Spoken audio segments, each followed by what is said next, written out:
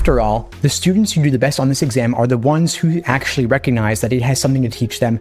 They don't think it's dumb. They don't think it's a waste of time. They realize they are getting something out of this exam beyond just the score out of 180. Obviously, we all want the score. We want to get into top law schools. We want significant scholarship money. But beyond that, we also want to improve our reasoning abilities because the exam has something to teach us. The LSAT is changing. There's no more logic games on the test, so how you study also has to change. LSAC has removed dozens of practice tests from LawHub. There used to be almost 100 released actual official LSAT prep tests. Now there are only 58, and you'll burn through them fast if you're aiming for a 170 or above. Today, I'm going to share with you 10 little-known ways to increase your LSAT score.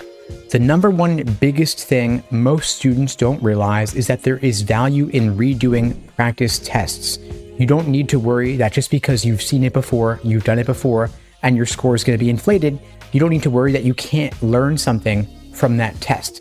Unless you would get a perfect 180 upon redoing that test, there is still some value to be derived because every question that you get wrong is an opportunity to learn something new. And if you're getting the same question wrong 2-3 times, you definitely have not yet learned the lesson you can get. That being said, of course, there are some official actual practice tests not available in LawHub, specifically LSAT prep test numbered 7, 9 to 16, and 18. These 10 exams are available in the original first 10 actual official LSAT prep tests book. It is still available on Amazon for roughly $20. There are a handful of others, not in LawHub, but that book of 10 actual official LSAT prep tests is the best source of material if you have already exhausted or will soon exhaust what is available in LawHub, especially important now that they've reduced the number of tests available. The second big strategy is review. Students too often neglect to properly review their mistakes. I have developed a framework for reviewing LSAT questions called the Socratic Review Method. It is a framework, a guideline, a template you can follow to help you pinpoint exactly what mistakes you're making and why on your practice tests or during your drilling so that you can extract the key insight to allow you to study more effectively going forward. The number 3 little-known strategy is to focus on the stimulus, not the question stem.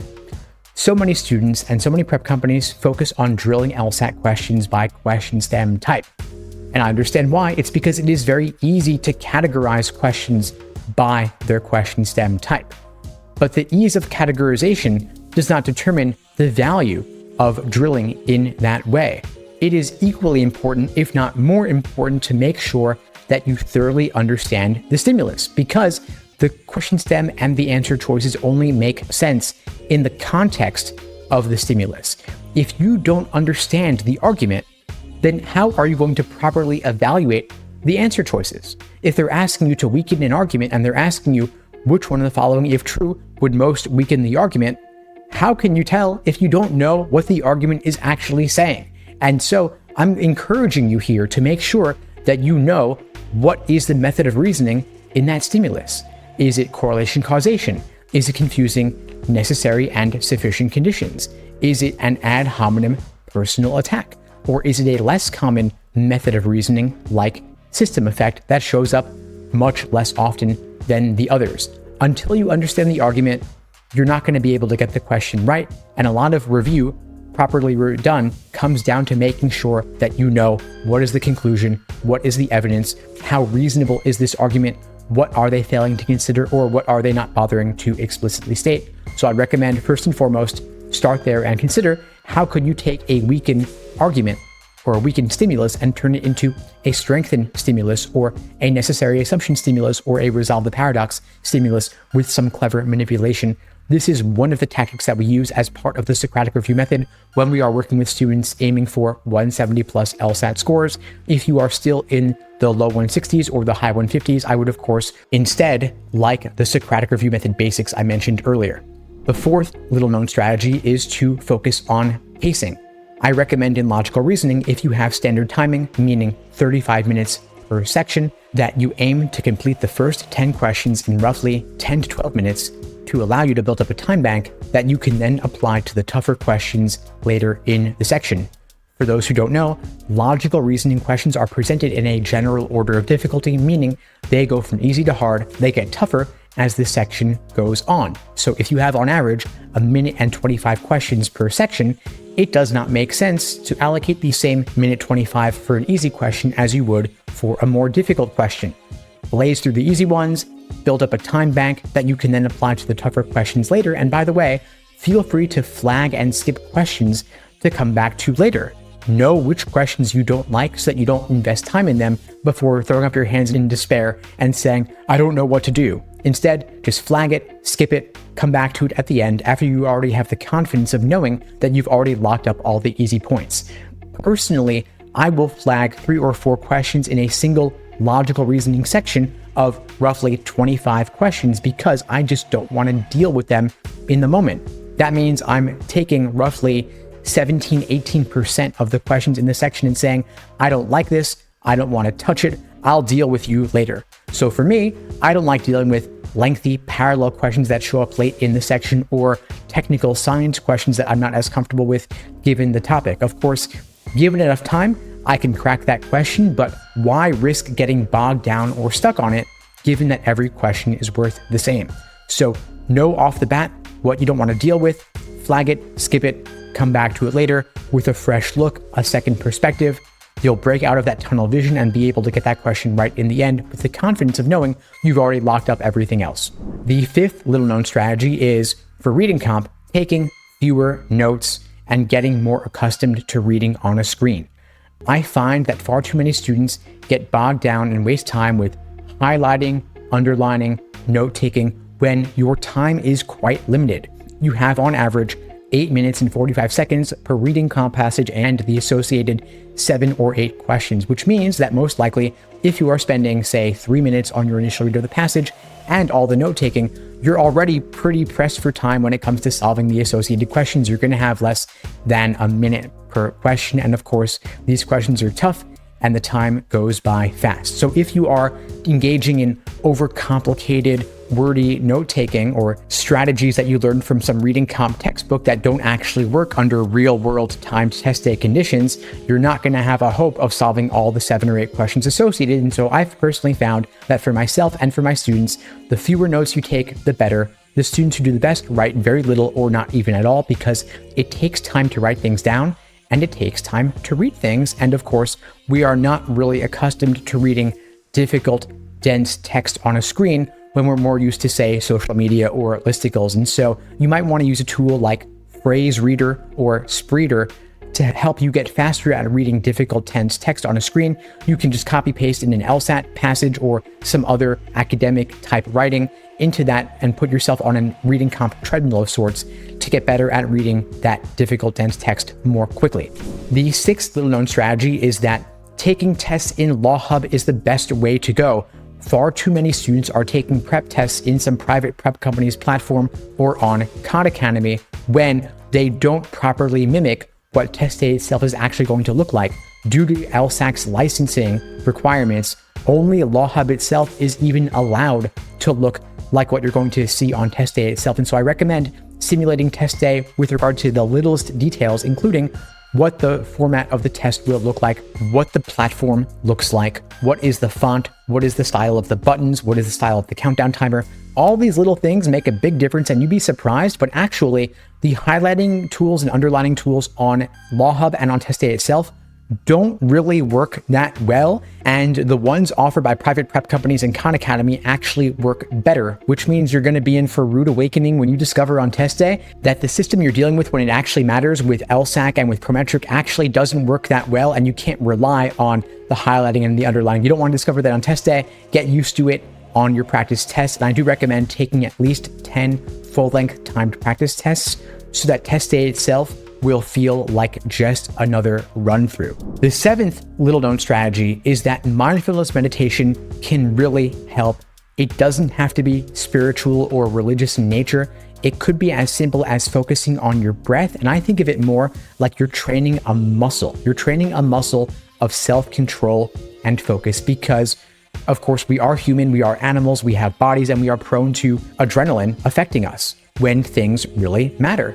Nerves can get the better of you, and if you can train your mind to focus on the task at hand, even with as something as arbitrary as focusing on your breath. You'll be able to ground yourself, to center yourself, to focus on the task at hand when you risk spiraling out of control because you don't know how to solve a given logical reasoning question, or you're not clear on what a reading comp passage is saying, when of course, if it was untimed or if it was in the comfort of knowing it's just a practice test, you'd be totally fine.